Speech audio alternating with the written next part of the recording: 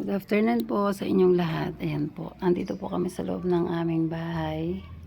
Kaya lang din na naman po kami makalabas kasi ayan, nag-welding na naman po sila. Ayan siya. Ayan po yung mga nilagay nila. Ayan, kinabit na naman po nila yung gate. At di po kami makalabas. Ayan. Dito po ako sa loob ng aming bahay. Yung mga anak ko po nasa labas. Kasi natakot yung anak ko pumunta doon kay tita niya. Tumakbo doon sa kabila. Kasi matutulog po siya sana kanina dito. Kaya lang biglang dumating yung mga nagsarado. Kaya tumakbo na naman siya doon sa kabila. Ayan. Paano kaya kami makakalabas dito?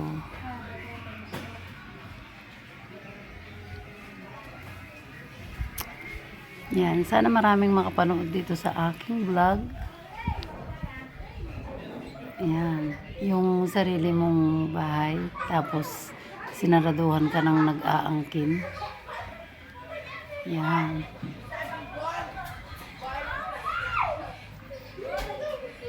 Winelding na naman nila yung gate. Tapos, kami andito sa loob. Dito na kami nakatira, kaya lang, winelding na naman nila. Paano kami makakalabas para makakapag-aral yung mga bata? Yung dalawa kong anak nasa labas doon kay tita niya. Paano sila kukuha ng mga gamit nila? Paano sila kakain? O hindi sila makakapasok dito. Kasi sabi nila kapag daw binuksan namin ulit ito, yung bubong na daw po yung tatanggalin nila. Bubong ng aming bahay. Yan po yung yung sinasabi nila kanina. Yan. Tapos yung motor na nagtatrabaho namin, paano siya makakapagtrabaho kung hindi po namin mabubuksan ito? Saan kami dadaan? Saan sila dadaan? Hindi po sila makakapagtrabaho. Ayan. Ayan po.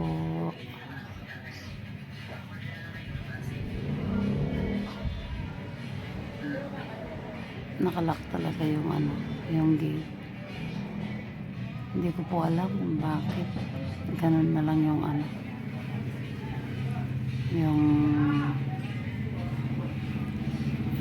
kapangyarihan nila.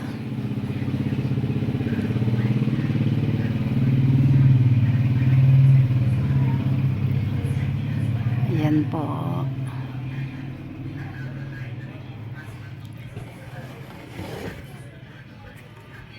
Sarado yung pinto.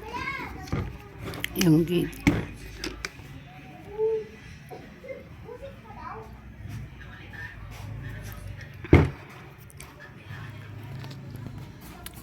Dito po ito sa yung sa amin po dito sa Kalangitan, Kutkut Second Kapastelak po.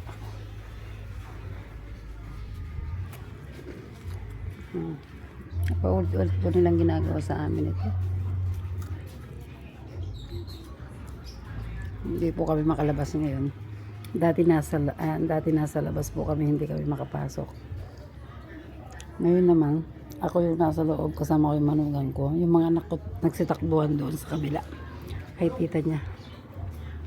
Kasi nga po natatakot na.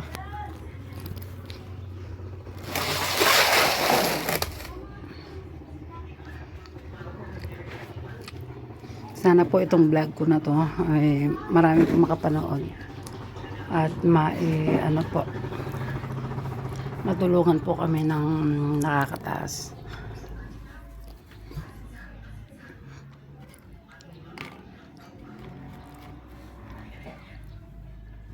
Yan.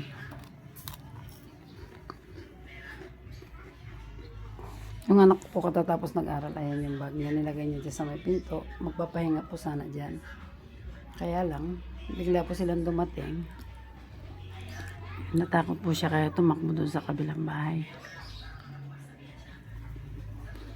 Ako naman po, hindi ako lumabas. Dito lang ako sa may terrace namin kasi nga po,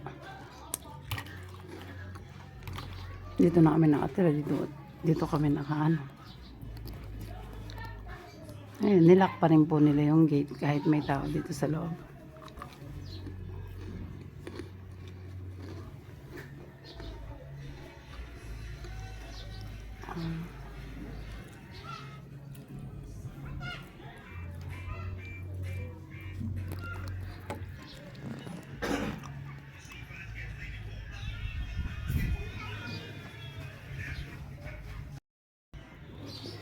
Ayan, dito lang po ako sa loob kasi nakalock yung gate.